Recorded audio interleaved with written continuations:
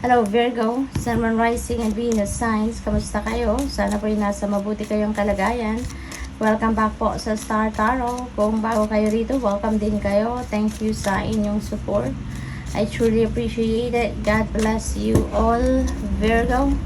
Tignan natin ang mga messages ninyo for today. We have Forest, muddled and unclear thinking. Ayan, so siguro nalalabuan kayo, no? Sa isip ninyo ngayon.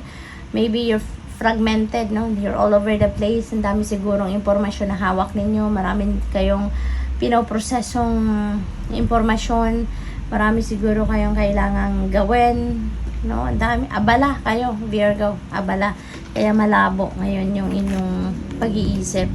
We have crib. There is a birth or conception of a child or enterprise. Ayan. So, siguro ang iba sa inyo dito,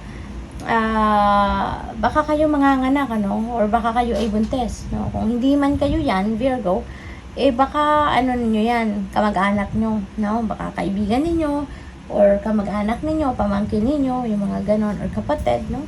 Could be anyone. Or baka kung wala naman sa mga ganon, baka this is a new enterprise, no, na sisimulan ninyo or bubuksan ninyo, no? Maaring ganon. So what else? Rooster, an arrogant, boastful person you should not cross. Ayan, Virgo. So, isang arrogante, no? Arrogante ito, mayayabangin, no? Na tao. So, maaring kilala nyo to, no? Maaring kilala nyo to, kaya as much as possible, iwasan nyo na lang. Okay? As much as possible, i-avoid nyo na lang yung taong ito para hindi kayo mabwisit. We have Bull, do not back down from opposition, show strength and fortitude. Okay?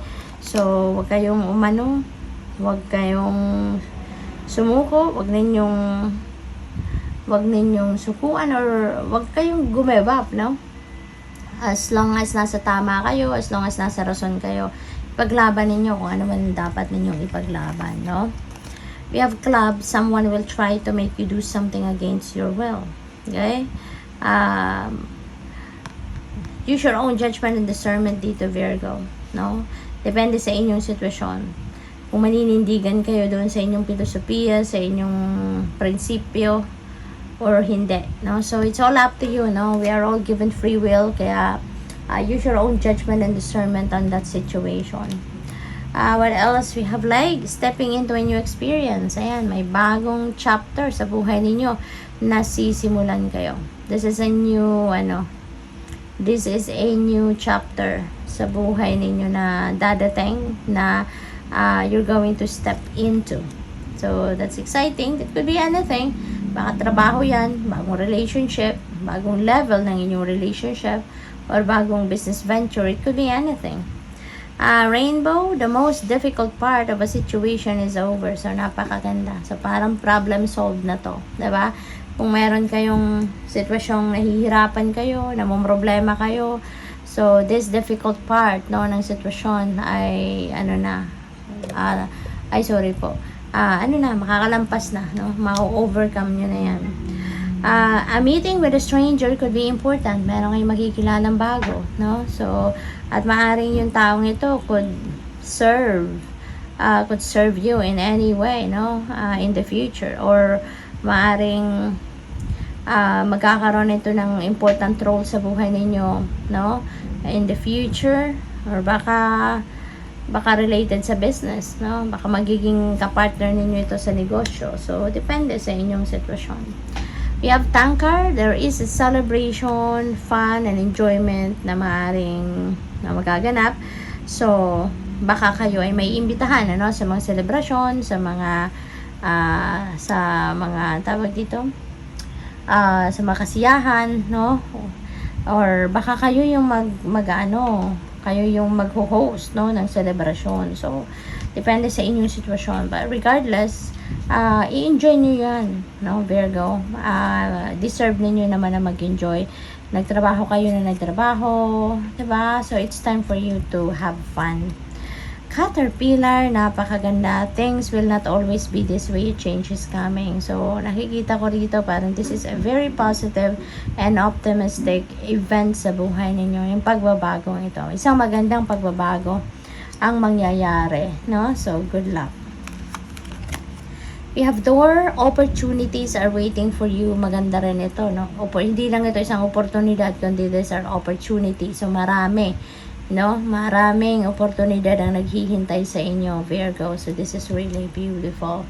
What else? We have stuff you will be taken care of in difficult times. Ayan, napakaganda, 'di ba?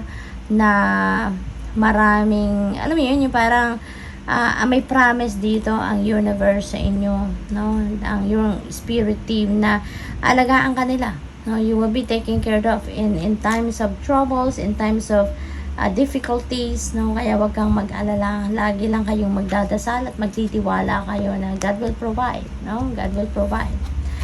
We have ring. Wow. Pakikakasal na kayo, Virgo, no? So, merong marriage na that will take place, either romantic or business. So, it's either ikakasal kayo, or baka may attendan kayong kasal, or baka meron kayong business partnership, no? Na nagagawin dito. What else? We have teapot, deep friendship with someone of the same sex. Ayan. So, meron kayong magiging malalim, no, na pagkakaibigan with someone rito. Baka bagong kilala mo to, no? Baka itong ka-handshake mo to, baka ito yung magiging kaibigan mo, no? Magiging parang kapatid mo na, yung ganon. So, hamak, taking a vacation, physically or mentally. Ayan. Ito talagang kailangan ninyo, alam mo yun, Virgo. Kasi parang pagod na talaga kayo. Parang,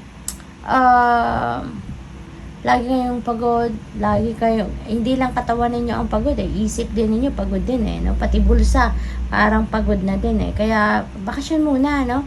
Step back muna kayo sa kung ano man ang pinagkakaabalahan ninyo kahit saglit lang. Magnilay-nilay kayo, magmuni-muni kayo, mag-meditate kayo so that you can get back to your core, okay? Para gumaan-gaan naman ang inyong pakiramdam, okay? So, good luck. Thank you for watching. Love and light. Namaste.